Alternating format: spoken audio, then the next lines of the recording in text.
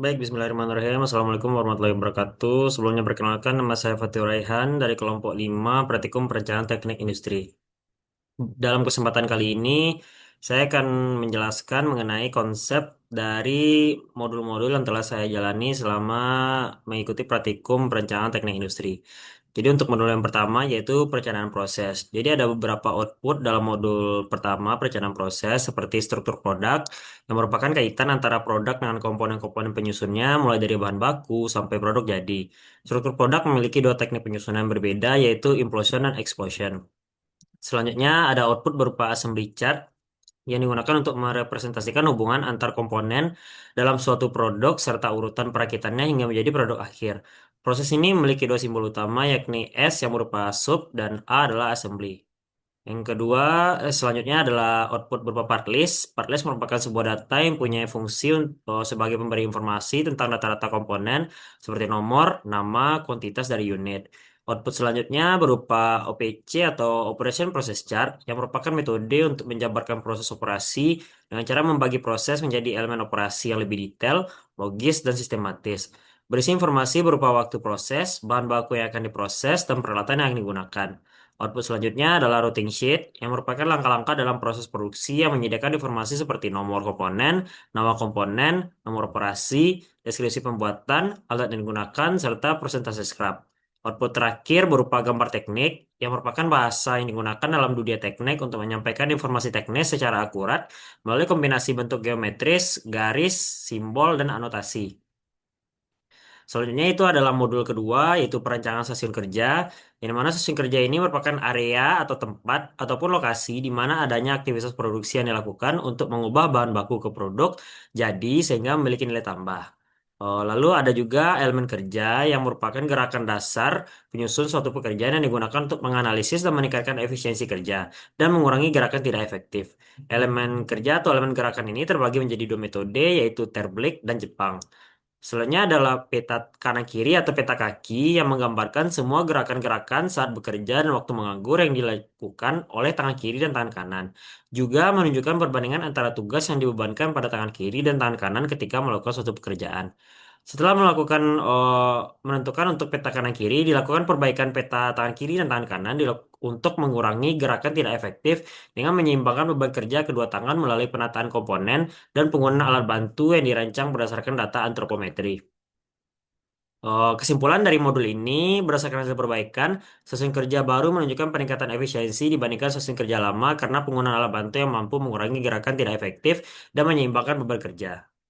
Selanjutnya adalah modul ketiga, yaitu pembakuan sistem kerja, di mana untuk modul ketiga ini terdapat presiden diagram yang merupakan analisis penjadwalan proyek untuk merepresentasikan ketergantungan antar aktivitas berdasarkan hubungan predesor dan suksesor. Metode penjadwalan dapat digambarkan melalui dua pendekatan, yaitu activity on arrow dan activity on node. Metode yang digunakan ialah activity on node karena dinilai lebih jelas dalam menggambarkan hubungan antar aktivitas perakitan.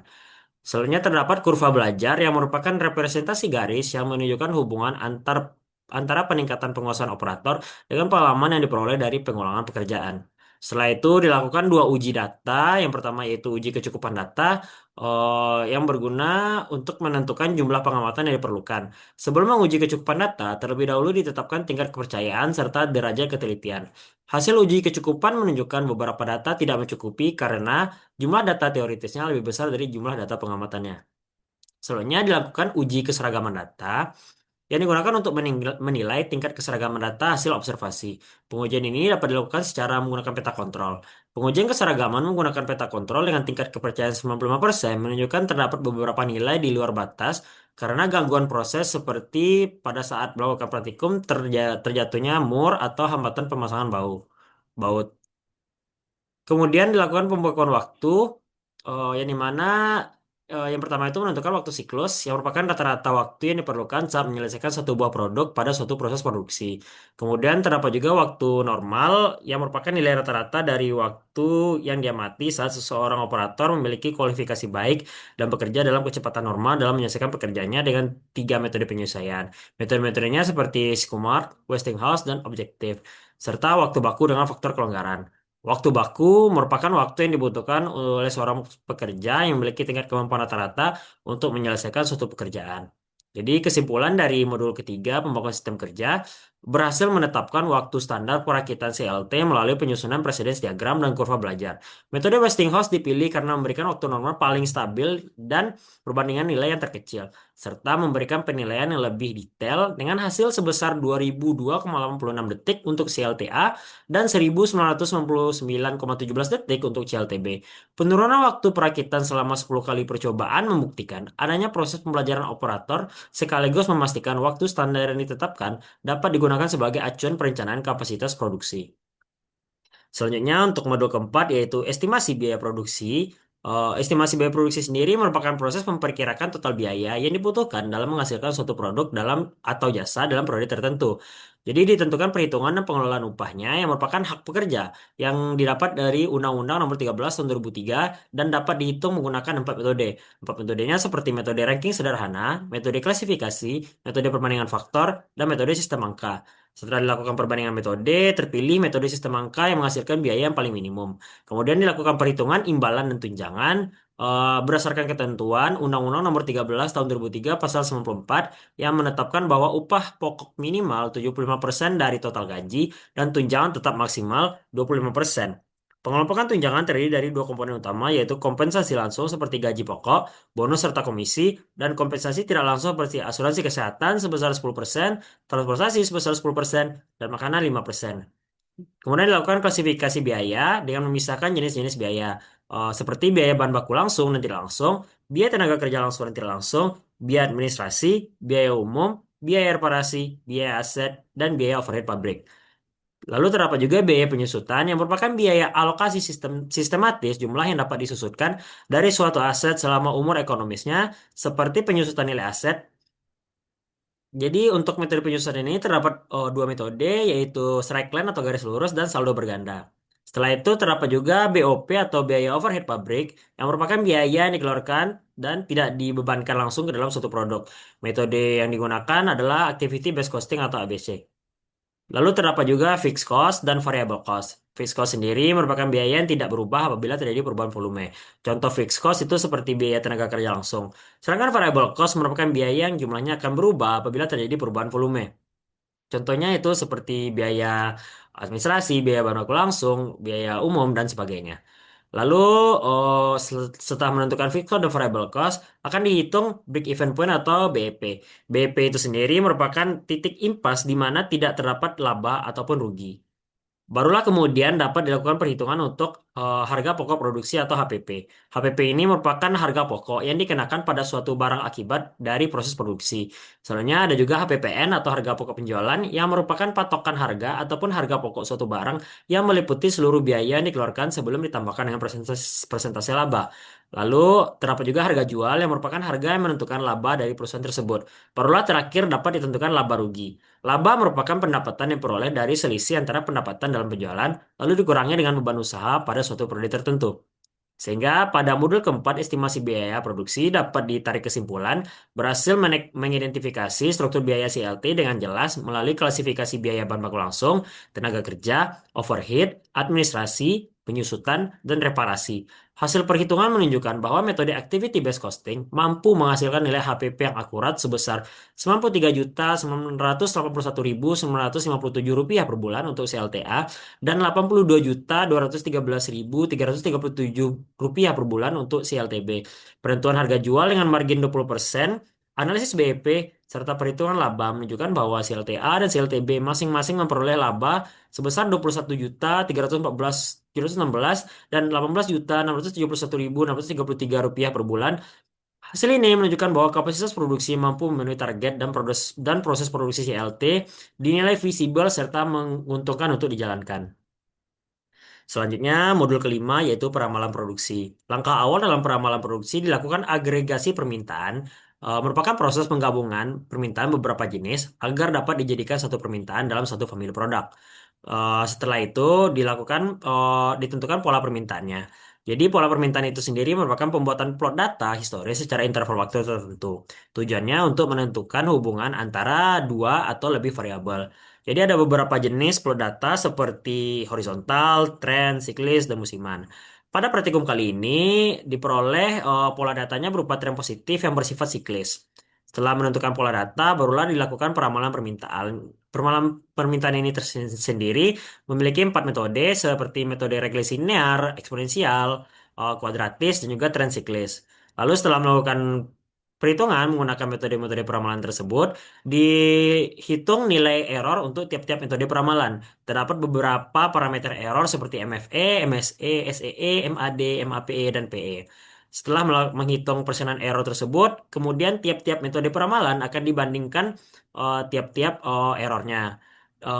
Dapat dilihat di sini, metode kuadratis terpilih karena memiliki nilai terkecil untuk tiga parameter error MAPE, SEE, dan MAD. Sehingga metode kuadratis terpilih dan dilakukan validasi metode peramalan terpilih, kemudian dilakukan disagregasi. Disagregasi ini sendiri merupakan model yang digunakan untuk merinci perencanaan produksi bagi setiap jenis produk dalam masing-masing grup produk. Kesimpulannya, untuk modul kelima peramalan produksi, proses peramalan memberikan gambaran permintaan CLT pada tahun 2026 melalui analisis pola data historis yang menunjukkan tren positif yang bersifat siklis. Metode kuadratis dipilih sebagai model terbaik karena menghasilkan nilai error terkecil ditandai dengan nilai error terendah, yaitu MAPE sebesar 0,496%, SEE sebesar Rp264.504, dan MAD sebesar Rp192.146. Hal ini menunjukkan tingkat akurasi prediksi sangat tinggi. Tahap disagregasi kemudian membagi hasil peramalan agregat menjadi jumlah produksi CLTA dan CLTB secara proporsional setiap periode. Keenam, perencanaan produksi. Jadi tahap awal dalam perencanaan produksi dilakukan perencanaan agregat. Perencanaan agregat merupakan suatu rancangan yang akan menentukan total dari permintaan untuk keseluruhan elemen produksi serta jumlah tenaga kerja yang dibutuhkan. Terdapat tiga metode dalam perencanaan agregat seperti level strategi, chase strategi, dan mix strategi. Kemudian setelah melakukan perhitungan menggunakan tiga metode tersebut, dilakukan perhitungan untuk MPS atau Master Production Schedule. MPS merupakan kegiatan yang dilakukan untuk mengidentifikasi jenis produk yang akan dibuat, waktu produksi, serta jumlah yang perlu diproduksi. Setelah melakukan perhitungan EPS, baru dilanjut dengan melakukan perhitungan untuk Rock Cut Capacity Planning atau RCCP. RCCP merupakan metode analisis yang digunakan untuk mengevaluasi kecukupan kapasitas sumber daya produksi guna memastikan bahwa jadwal produksi dapat dilaksanakan secara efektif tanpa menimbulkan keterlambatan. RCCP ini sendiri memiliki tiga metode, yakni CPOF, BOLA, dan RPA. Kemudian setelah melakukan perhitungan RCCP, baru langsung bisa dilakukan perhitungan untuk MRP atau Material Requirement Planning. MRP merupakan metode perencanaan dan penjadwalan kebutuhan bahan baku produksi yang digunakan untuk menyelesaikan permasalahan persediaan yang kompleks berdasarkan jenis, jumlah, dan waktu material yang dibutuhkan. Proses MRP ini terdiri dari empat tahapan, yaitu netting, loading, offsetting, dan exploding. Dalam loading sendiri terdapat 10 beberapa metode seperti EOKI, FOKI, SM, dan sebagainya. Lalu setelah melakukan perhitungan untuk MRP, barulah dapat dihitung untuk Capacity Requirement Planning atau CRP. CRP ini digunakan untuk memastikan kuantitas sumber daya manusia dan mekanik yang dibutuhkan. Barulah nanti akan bisa ditentukan untuk schedulingnya. Scheduling ini merupakan proses pengurutan pekerjaan ke dalam mesin-mesin produksi untuk meminimasi total waktu penyelesaian dan meningkatkan efisiensi aliran kerja. Pada model perencanaan produksi, ini mampu menghasilkan strategi paling efisien melalui pemilihan metode mix strategi yang memberikan total biaya minimum sebesar Rp424.747.893. Rangkaian perhitungan MPS, RCCP, MRP, dan CRP hingga scheduling menunjukkan kecukupan kapasitas yang optimal. Hasil tersebut menunjukkan bahwa perencanaan produksi yang sistematis tidak hanya menekan biaya, tetapi juga meningkatkan keandalan jadwal dan kelancaran aliran kerja. Terakhir untuk modul ketujuh yaitu perencanaan lintasan perakitan. Jadi terdapat kriteria dalam lintasan perakitan, yaitu kriteria umum yang ada pada lini perakitan produksi, terdiri dari jumlah operasi perakitan yang dilakukan pada beberapa stasiun kerja dan digabungkan sehingga menjadi benda assembly atau subassembly. Kriterianya seperti LE atau line efficiency, smoothness index atau SI, dan balance delay atau BD. Lalu ditetapkan batasan untuk lintasan perakitan, yang merupakan batasan yang digunakan untuk memastikan bahwa penugasan elemen-elemen kerja pada setiap stasiun tetap berada dalam kapasitasnya. Batasan yang digunakan dalam penelitian ini meliputi waktu stasiun kerja yang tidak melebihi cycle time, batas minimal stasiun kerja, dan berdasarkan presence diagram agar keterkaitan antar elemen kerja tetap konsisten. Kemudian ditetapkan targetnya, seperti line efisiensinya itu didapatkan mencapai 100%, smoothness index-nya sebesar 0, dan balance delay-nya sebesar 0 juga. Lalu ditentukan stasiun kerjanya dengan menghitung total waktu baku dan cycle time yang berasal dari waktu reguler serta target produksi, sehingga diperoleh jumlah stasiun minimum yang dibutuhkan. Kemudian dilakukan penyimbangan lintasan perakitan yang bertujuan untuk menyeimbangkan lintasan perakitan dengan meminimalkan waktu menganggur atau idle time, sehingga aliran produksi lebih efisien dan terhindar dari bottleneck. Permasalahan ini dibagi menjadi SALBP dan GALBP, di mana SALBP digunakan ketika waktu operasi, sistem kerja, dan target produksi telah diketahui. Pada praktikum ini digunakan SALBP 2, yaitu penyeimbangan lini dengan jumlah sistem kerja yang sudah ditentukan untuk meminimalkan waktu siklus, mengoptimalkan kapasitas produksi, serta memenuhi target produksi tanpa melanggar hubungan preseden dan batasan waktu sistem kerja. Terdapat beberapa metode dalam penyimbangan lintasan perakitan seperti metode LCR atau Large Candidate Rule, lalu juga ada metode RPW atau Ranked Positional Wax, ada juga metode Modiang, metode Kilbridge, serta metode optimasi. Setelah menentukan eh, kelima metode tersebut, barulah dicari kapasitas produksi yang merupakan jumlah maksimum suatu sistem produksi dalam periode tertentu untuk menghasilkan output atau produk. Kapasitas produksi ini digunakan untuk melihat kapasitas atau pasokan sehingga tidak mengalami kelebihan atau kekurangan. Terakhir, dilakukan implementasi perancangan assembly line balancing. Hasil perbandingan dengan kelima metode yaitu Kilbridge, LCR, RPW, dan Modiang, dan optimasi menunjukkan bahwa untuk CLTA dengan menggunakan metode optimasi dapat memberikan nilai LE tertinggi dibanding metode lain dan nilai BD dan SI terendah dibandingkan metode lain. Jadi kesimpulannya, line balancing pada perakitan CLT menunjukkan bahwa pemilihan metode sangat berpengaruh terhadap efisiensi lintasan perakitan atau produksi.